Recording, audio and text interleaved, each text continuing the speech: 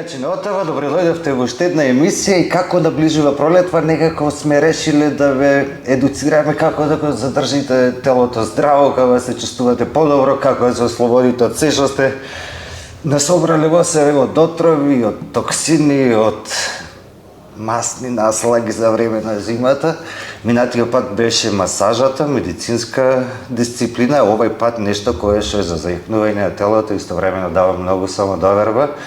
И за чудо гледам, само жени го практикува. Тука со мене е Ирена Забрчанец и е инструктор по пилатес и аеробик. Да. Така. Фала ти што не покани овде када поразговараме за пилатес и аеробик. Ова е најспортско нешто што можев да облечем, барајќи дома. Че треба да Штета што не донесе хеланки, ама простено ти овој пат, зашто тука практикуваме хеланки, значи... Ако ти кажам дека имам носена хеланки во животот, нема да ми веруваш, пред на 20 години професионална обврска, че да не кажувам јавно, тој што имал можност да го гледа тој настап, знај. Кажувај сега да почнеме од аеробикот. Ајде тргнеме од таму, зошто е важен? Аеробикот важен е првично за здравје, после би ги додала сите бенефити. Здравје пред се. Јакниме мускули, јакниме тоналитет на раце, енергија, спремност, способност. Како ние константно го работиме, така се креваме на некое си ниво на поголема издржливост и понатаму функционираме сосема подобро. Мојата гранка на работа е аеробик и пилатес. Значи пилатес е работа со топки, а аеробик е гранка која што има движења со скокови, кардио страна, значи тип на работа која што вклучува и некои си мали тежини. Чекај сега, за пилатесот ќе го ставиме како втордел да Добро, го поделиме значи, муабетов на првично два дела аеробик. за аеробик. Ајде кажи ми вака сега како дисциплина, пошто сакаме да бидеме ние во тоа малку и едукативни. Добро. Од кога потекнува аеробиков, кога се појавува, кој го измислил, ако може да ни кажеш такви податоци? Според моја информација и тоа што јас сум се поедуцирала, аеробикот потекнува од некоја си рана 1960 година. Значи релативно млада дисциплина. Па да, не е нешто премногу стара, некој си функционира сигурно некој си над 50 години. Ја измислил врвен доктор, лекар. Во 1968 година објавил книга која што се вика Аеробикс. Книгата функционирала и така се испромовирала аеробикот како гранка. Но некој си засто има до 1980-тите години, познатата актерка и, како да кажам тогаш, промотерка, модел Џејн Фонда. Подново инфлуенсерка. Па сакав да кажам, ама некако не ми се сврзуваше со тој стар поим на 1980-тите години. Види, инфлуенсер кој ќе го преведеш многу елементарно, значи човек што има влијание. Апсолутно. Сега што се нарекува инфлуенсер, секој ден што има телефон, де факто и камера, истовремено и снима глупости, па за жал ги гледаат. Апсолутно се Говорат сложувам. за сериозни луѓе во тоа време со сериозна професија кои што имале влијание. Точно, значи Џејн Фонда е типна жена, личност која што успеала да го испромовира аеробикот со музика. Значи тогаш почнала таа гранка да биде како поинтересна и поприфатлива и веќе ги навикнала жените дека треба да функционираат така. Значи начинот на функционирање, на раздвижување на тело. Ја мислам дека се сеќаваш и на оние емисии и програми кои што беа во раните 90-ти, што ги гледавме на МТВ1, кога имаше сабаље некое си утринско вежбање со трикоа и со... Јас ги гледав со трикоа, девојки, такви цели исфилмани, али мислам дека тој беше правилниот и почетниот правец на аеробикот кој што почна понатаму да се развива. Значи релативно постои некој си 55 години.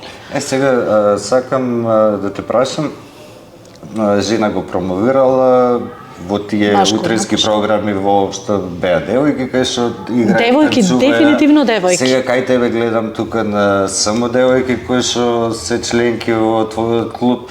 Зошто само жени? Не е нешто што не може маж да го прави? Не, апсолутно, значи јас знам група мешана кај Картушо, карту што мислам дека сите веќе добро го знаеме, планинарот, има група мешана мажи и жени, константно. Тие функционираат сите заедно во една сала, во еден простор.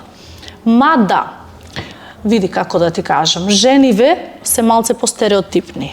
Сакат да си функционираат сите заедно и чисто да ја има она слобода на движење, слобода на разговор, да си кажа се, и не сакаат да бидат видени јавно. Можеби, тоа за помладата генерација не значи, али за постарава генерација, малце повозраснава, јас се соочувам со тој проблем. Ми вика, јас сакам чисто за жени. Сакаш да ми кажеш дека една аеробик група е група на оговарање?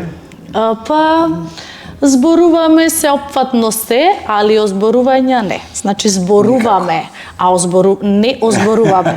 Тоа е разликата меѓу зборување и озборување. Така да, некој си едночасовно опуштање, што секој може да си каже што сака, што планира, мада тоа сето узвежбање, зашто не сакам да има простор за разговор, значи тука сме дојдени за да функционираме како група и да спортска активност да дефинираме, а не за зборување кафе. Така, во секој случај, немаш заинтересирана, имаш ти машка група заинтересирана со мажи, ти одбиваш да работиш со мажи? Како да ти кажам? Да, имам заинтересираност, ми пишале често. Искрено. Направо, да. Ми пишале често, ми се обратиле често. Мене искрено како професионалец не ми е воопшто проблем. Не ми е проблем од причина што како маж што би гледала, така би гледала и жена за работа. Мада не се впуштам во тој дел, зашто се решив да работам со жени, може би понатаму кога лиценцата би ми била готова, би работела со персонално и тогаш неминовно не ми менува воопшто дали е маж или жена. Значи тогаш би работела и со маж и со жена, ама зборуваме за персонални тренинзи во група од 2-3 максимум со кои што треба континуирано да работиш во теретана. Значи во теретана е таква работата и немаш простор тука ни да бираш, мада и нема да ми смета ни маж ни жена. Добро, се работа да си работа, нема тука маж, нема жена, муабетов ми е, ајде сега овој обшт муабет да го заокружиме полека, сакам да ми ги кажеш, или ајде да го преминиме некако од општ кон реални и точни придобивки од аеробико, со тоа дали повеќе идат за реални резултати или onda ќе го кажа чисто каче за да... Поделени се, апсолутно се поделени, мада тоа и реално е до тренерот. Колку можеш да му дадеш простор да функционира така, значи мене ако ме прашаш, првично би гледала да се изгради како тело, да се тонира телото, да функционира енергично понатаму, и реално гледано јас заради тој дел сум малце по војнички тип настроен, кој што потенцира дека треба да се работи, ама апсолутно се е до издржливоста на телото. Не секој може исто и не секој може се. Во секој случај тоа е да. Мада се трудат, често се трудат, значи јас тоа го гледам кога некој почнал од 3 кревања, а завршил со 20 во некој си период од 2 месеци, таа е точната слика што сакам и јас да ја гледам. Зошто? Зашто тој е физички поспремен, подобар, има простор, значи телото веќе му станало поеластично од континуирано вежбање. И тука е тоа што јас го гледам. Првично од аеробикот е придобивката намалување на обем. Килажата воопшто не е битна, значи навега ти можеш да имаш 100 кила, но кога салото се претворило во мускул, тука оди таа придобивка, тој бенефит, кога ти влегуваш, пример, просто кажано од 40 конфекциско бројче во 38-ка, тоа е тоа што треба да се постигне. 100 грама мускул и 100 грама сало тежа исто, ама не зафајđа исто обем. Исто обем нема, точно. Таа е вистината и таа е реалноста, така да кон тоа се стремиме, а пилатесот, по моја гледна точка, е нешто кое што делува на рамнотежа, мозок, испуштање на позитивна енергија, значи за тонирање на мускули, просто за тонирање на мускули е пилатесот и пилатесот е за подобра спремност. Пилатесот не е малку голема контрадикторност на аеробикот. Аеробикот нешто кое што со скокање, со музика, со апсолутно спротивна гранка. Многу динамично, не само што е она диаметрално спротивно, кое што е бавно, точно, кое што е лежерно И како успеа ти да ги скомбинираш ти или од кај иди таа комбинација како тренинг? Значи, кога гледам дека форсирам константно кардио, сакам да внесам нешто кое што може да му биде полесно, ама поефектно. Значи, затоа јас комбинирам во еден тренинг цело тело. И затоа уклучувам аеробик и пилатес. Некогаш чисто само аеробик, ама некогаш чисто и пилатес. Ама тие заедно како две посебни гранки. Ако мене ме прашуваш зашто јас сум тип кој што сака да извади максимум, затоа ги спојувам двете гранки. А кога се некој практикуваат во апсолутно. програма? Апсолутно, значи не треба ти да делиш пилатес и аеробик, мада ако имам заинтересираност само за пилатес и група која што сака да функционира само со пилатес, тогаш и во еднина би формирала нешто такво и сака така да се функционираат и јас немам проблем. Мада јас би рекла дека треба континуирано, двете да се работат. Кажи ми ти како се решаваш во животот да си родена Прилепчанка, живееш во Прилеп, си растела и кај се судри прво со овие работи и си рече, јас сакам ово да го работам, не само да го вежбам, сакам и јас да ја пренесувам, да го пренесувам знаењево на некој начин и да правам жени посреќни од тоа како изгледа и се чувствува. Да бидам реална. Во средно, физичко не сакав како предмет. Бев со олкави големи ногти. И сега ти се големи. Добро, ама сега тоа ми е нешто што можам да го контролирам. Али тогаш на физичко јас не сакав ни да одам. Почнав да функционирам, да одам кај Елена во Lady Fit. И почнувајќи јас да напредувам во вежбањето, Елена би ја поздравила и би дала огромна благодарност, со што Елена е премногу, како да кажам, перфекциониста, предобра во секој дел, значи таа мене ми ја даде таа некоја основа која што ја треба да ја стекнам. И во еден ден, таков некој опуштен муабет ми вика Иренке, ајде да пробаме да ме заменуваш. Јас викам, на која основ да те заменувам? Ама апсолутно се знаеш, значи те оставам сама и ми дава вака само еден лист и ми вика, еве ти го тренингов напишан ти, да го знаеш, продолжуваш. Чао, јас се качувам горе како сега памтам и пред мене 20 жени. И стојам вака бледо и не знам првично што да правам. Почнувам да зборувам, почнувам да се однесувам чудно, значи првично трема. И после како што поминува времето и како што јас ги работам тренинзиви, веќе немам проблеми, стасувам до степен да јас си ја работам работата безпрекорно. Ми се случува бременост, одстапувам еден дел, ама сума сумарум цели некои си 5 години го работев тоа и во еден ден ми кликна дека А кога се можам случува, кога почна да одиш? Од пошто средно кажуваш, вака во кој период ти се случува за сега? Ми сеќам ноктите и одам на аеробик. Некој си 27-28 години, кога Марија Магдалена ми беше 2 години, 3. Марија Магдалена е позади камера, чао. 27-28 години и така некој преокрет си направив, чисто ко си видов и јас промена на моево тело. Тоа што направив преокрет и викам, види, ова било здравје, значи апсолутно било здравје, овој начин на функционирање и на живот било здравје. И така почнав да се трудам секоја една вежба да ја простудирам сама на себе си и да гледам колку можам да постигнам. И кога веќе мојов тренер го виде нештото и виде дека јас можам, тогаш ми понуди дека можеме да функционираме и да соработуваме. Значи, работев по некои си сигурно 10 дена, пошто Елена тогаш мигрираше Шведска и Прилеп. И јас работев, континуирано работев, напоредно имав работа од 8 до 4 и од 5 сато почнував да работам со тренинзи до 9.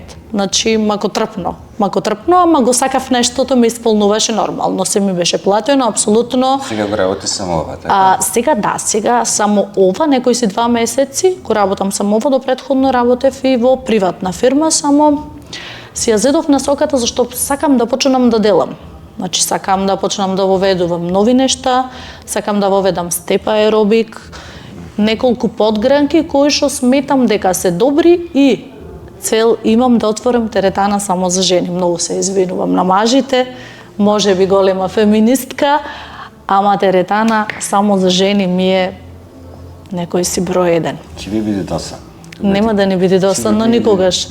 Никогаш нема да ни биде досадно од причина што секогаш си наоѓаме начин на функционирање. Добро, јас велам дека ќе биде, ама вие се знаете пак. Ја не се мешам во бизнис одлуките. Апсолутно, апсолутно. Имам право да скоментирам. Не, супер амбиции се тоа, супер идеи, искрено те посакувам да ти се оствара. Многу е ретко може да се сретне човек кој што напушта работа која што најверојатно горе-долу е сигурна во ситуација со недостаток на работна сила и решава да вложува во себе си, во бизнес, тука тоа е многу интересно да се слушне и ретко е и ти ја поздравувам иницијативата. Ти благодарам. Кажи ми, ако овие две работи кои што ги работиш си ги почнала на таков начин, со што почна прво? Прво почна со аеробикот? Да, првично почнав со аеробик, зашто имав едно многу малецко студивце исто тука во Фицтер, кое што ми собираше максимум 5 членови. Значи почнав од едно малецко сопче 2 на 2. Микроаеробик. Пошто ми беше желбата многу голема и си купував текче по текче, одделував од плата, од деца, пошто имам две прекрасни деца, Марија Магдалена и Милан. Многу убаво има синки, да ти кажам. Морам да точно. И Марија Тоа е заради твоето. Тоа е заради твоето. Апсолутно нема никаква врска моето име. Нема подобро име. И си одделував делче по делче, текче по текче и 2023 кога го отворив студиото, исто ми е аеробик на знаката заради Марија Магдалена и Милан. И првично почнав со 14 членови и јас морав да имам по 3 термини за да можам да ги сработам сите. Зошто немав простор, ми собираеше само 5. Сакам сега да направиме еден факт чек. Ајде. Ова не допрам во главно, ама пошто реално правиме мовет за тема која што појма немам, а ми се виде интересно и реков вака сега ќе направиме на рубриче и вика митови или реалност. Ајде. Дали е мит дека аеробикот ги прави нозете преголеми? Не. Значи е мит. Чекај, мите, да. Мите, значи теорија нема со толку мала тежина, со толку кардио да направиш големи нозе. Големи нозе се прават само од фитнес. Фитнес е гранка која што служи во теретана и што е дел со големи тежини. Значи од аеробик не се зголемува, Теорија дека се нема. зголемува е мит. Теорија нема. Дали пилатесот е прелесен за вистински резултати? Што да значи тоа? Апсолутно тежок. Би рекла, апсолутно тежок. Првично за рамнотежа да достигнеш ти треба минимум 1 месец за да навлезеш во нештото. Колку време треба за видлива промена кај една жена? Ако комбинираш исхрана со вежбање, за 1 месец ги имаш првите резултати смалени во обем и сврлање на вода и токсини од телото, тоа значи првите резултати кои што можеш да си ги увидиш сам на себе. 1 месец, значи. 1 месец со посветеност, да, значи имам девојка која што во 3 месеци ми ослаби 16 кила. Колку? 16 кила со преголема посветеност, со јадење по скроз точно по грамажа, мада тоа е страна на нутриционист, тоа што јас не сум, за да можам да направам такво нешто, во соработка со нутриционист, успеавме да симниме 16 кила. Браво. Сакам полека да дајме некои препораки пред да привршуваме, тоест да дајеш препораки, например, има еден куп луѓе кои што сакаат, ама многу тешко се решаваат. Сега, ако еден човек кој што во младоста, во рана младост, инаку уште сме млади сега, не се лажи. Па може би сме, да. Кој како се чувствува? Имал скроз одбивност кон физичката активност и се насочила. Што би им рекла на луѓето кои што се колеваат и тренуваат секој понеделник на вежбање? Па јас би му рекла дека понеделник е ова и сега понеделник, а понеделник може да биде и во вторник и во среда. Значи, апсолутно едно нешто што секогаш го зборувам кога некој ме побара за тренинг. Дојди еден час те молам, не сакам да го платиш, сакам само чисто да видиш дали можеш да се пронајдиш тука. Тоа е та теза која што јас му ја давам небитно и неминовно на некој што вежбал или не вежбал. Јас имам и клиентки кои што на 50 години прв пат почнале да вежбаат, значи без никаква активност. И Можам да цитирам само една клиентка на која што нема да испомнам име, само ми вика, па што сум правила јас до сега? Па како мене вака ме трпел мажот ми? Неспремна, неактивна физички. Значи буквално буквално со ваков говор и со вакви зборови. Како вика мене, јас вика, сум била тотално неподвижна, инвалид сум била. Значи, таа иста клиентка која што почнала од две стомачни, сега ги прави 30 во една серија и во цел еден тренинг ги прави преку 300. Од 47 години зборуваме клиентка, значи не зборуваме за дете од 15, 20, 25 години, туку зборуваме за клиентка од 47 години. И тоа кажува дека никош не е доцна. Точно. Се дури не е крај, значи дури човек може да се движи. Апсолутно. Добро да се насочи да се движи што е можно повеќе, што е можно поактивно за да има поквалитетен живот на крајот на краиштата. Дали има разлика во програмите во зависност од возраста на вежбачките? Има, ги делам групите на полесна и потешка, мада секогаш јас, те кажав, моја функција е некоја си како војник, би рекла дојди во потешка и направи 5, не прави 10, или не прави 2 серии по 10, да се навикнеш дека понатаму ова ти следува. Направи ги 5 правилни, раздвижи се, профункционирај, отвори си го мозоко, разбистри се, изчисти го телото, после понатаму функционираш, правиш сама 7, си даваш сама мотив, правиш 8, зашто ако јас те ставам во група во која што сите се истегнуваат, тебе ќе биде мрзоволно. Не го сметаш тоа како тактика или тактика нож со две острици, дека може и да се мотивира, а може и да се исплаши? Па сум немала до сега такво искуство. Не? Зашто знам како. Да, знам како, знам да како би можела да функционира, знам како би поставила точна теза и знам како би го врежала нештото во мозокот за да остане постојана. Мисле, нема случајно некој да дојде само еден тренинг, боже мој, може би понатаму во еднина не знам и после да се откаже. Така да, може поради тоа, размислувам поинаку. Кажи ми, ти како тренер кој си имаш неколку групи со ред,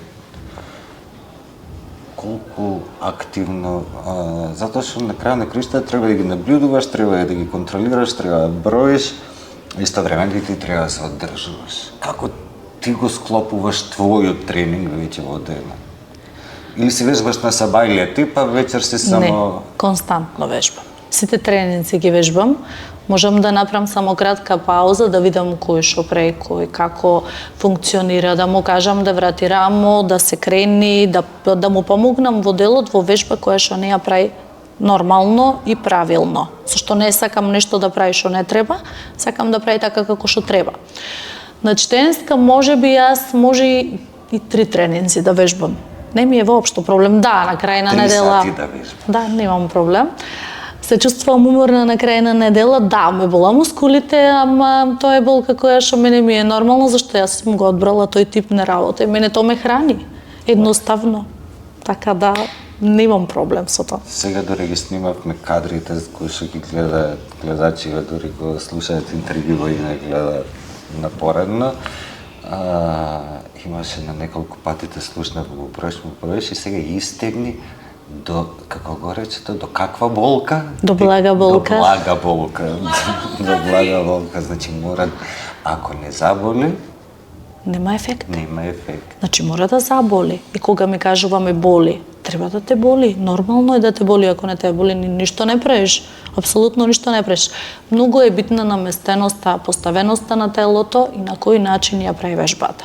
Заради тоа јас ги гледам, ги наблюдувам и ми поставувам точно како треба да стојат за да може да функционира тој дел од телото. Значи, ако правиме за предна ложа нозе, точна наместеност, за задна, за задник, значи не може, сега правевме еве задник на топка. Чисто би го кажала тоа. Доколку цела топка е под до задник, немаш простор за да се движиш со полоњата и да се креваш и да го згрчуваш задниот дел од телото. Значи, затоа му кажав, топката до пола грб, за да можеш да го правиш тоа движење кое што треба тебе да ти створи блага болка на мускулите во задникот и во нозете назад, за да имаш функција и да почувствуваш тоа што треба да го сработиш.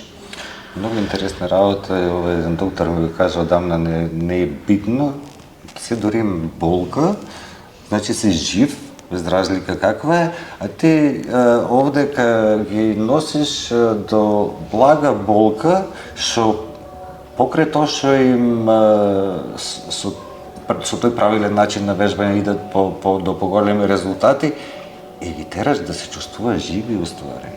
Па после еден тренинг во кој што јас вклучувам се, тие имаат енергија. Јас тоа загарантирано го кажувам, значи преди јас нештото да почнам да го работам, се си истражив на свое тело. Значи секоја можна проба ја направив на свое тело. Така да, во еден тренинг ја вклучувам се, и раце, нозе, стомак, апсолутно се. Не делам денеска раце, утре нозе, па тоа е за професионален спортист. Некој кој што се бави професионално или со бодибилдинг, или со теретана континуирано, или спортист баш професионален што денеска има специјализација да вежба само рамо, утре вежба стомак, нареден ден вежба нозе. Кај мене не постои такво нешто, зашто ние не сме професионални, значи денеска телото треба да го извежбаме целосно, за да можеш ти после тоа да имаш енергија. Така се рефлектира енергијата. Штом се вежба од љубов, штом се вежба за здравје, според тебе, твојот начин е секој мускул секој ден. Апсолутно. Колку пати препорачуваш да се иде кај тебе неделно?